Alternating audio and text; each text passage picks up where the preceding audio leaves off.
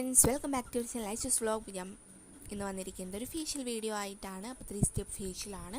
നമ്മൾ ഒരാഴ്ച കൂടുമ്പോഴാണ് ഈ ഫേഷ്യൽ ഞാൻ ചെയ്യാറുള്ളത്. അപ്പോൾ ഫേഷ്യൽ ഞാൻ ചെയ്യുന്നത് ഒരാഴ്ച കൂടുമ്പോൾ ഞാൻ ഡേ 1, ഡേ 2, ഡേ 3 ആയിട്ട് അങ്ങനെ അപ്ലോഡ് ചെയ്യാം കേട്ടോ.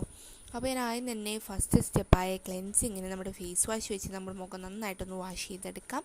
അല്ലെങ്കിൽ നമുക്ക് മിൽക്ക് വെച്ചിട്ട് നമുക്ക് ചെയ്യാവുന്നതാണ്.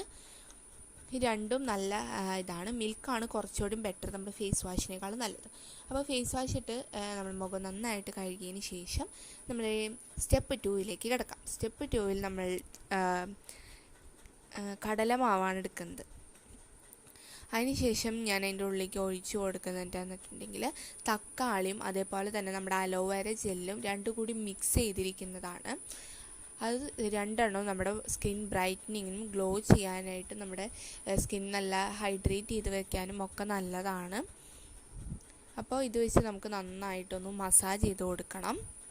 5 മിനിറ്റ് മസാജ് ചെയ്യാം. ഒരു 10 മിനിറ്റ് ആയിട്ട് നമ്മുടെ മുഖത്തത് വെക്കണം കേട്ടോ. നല്ലൊരു പാക്കാണിത് കേട്ടോ.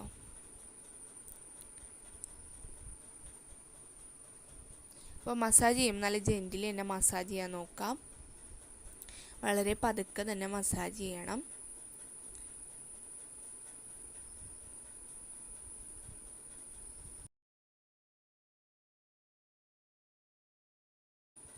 അപ്പോൾ അത് നമ്മൾ 10 മിനിറ്റ് കഴിയുമ്പോൾ നന്നായിട്ടൊന്ന് ഡ്രൈ ആയിട്ടുണ്ടാവും. അപ്പോൾ ഒന്ന് വാഷ് ചെയ്തെടുക്കാം. വാഷ് ചെയ്യുമ്പോൾ എൻ്റെ മുഖത്തെ ഗ്ലോ കണ്ടിട്ടുണ്ടെങ്കിൽ നിങ്ങൾക്ക് മനസ്സിലാവും, അടിപൊളിയാണ്.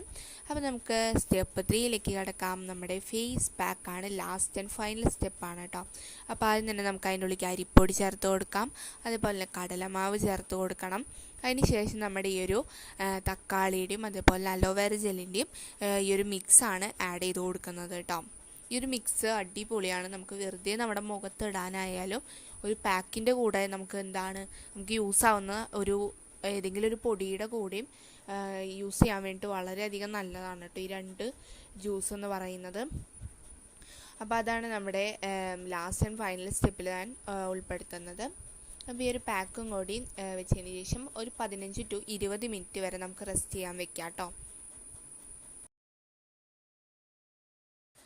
പിന്നെ ഇത് ഒരിക്കലും പെർമനൻ്റ് ആയിട്ട് നിൽക്കില്ല. നമ്മൾ ഫേഷ്യൽ ചെയ്ത് നമ്മുടെ സ്കിൻ ടോൺ മാറ്റിയെടുക്കുന്നതാണ് നമ്മൾ ചെയ്യുന്നത് കേട്ടോ.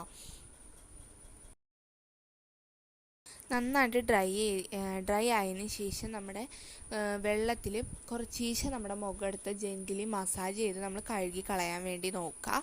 അതായത് നമ്മൾ മൊത്തത്തോടു കൂടി അത് വാഷ് ചെയ്ത് കളയരുത്. ഒന്ന് സ്ക്രബ് ചെയ്ത് നമ്മളത് വാഷ് ചെയ്യാൻ നോക്കാം. See you.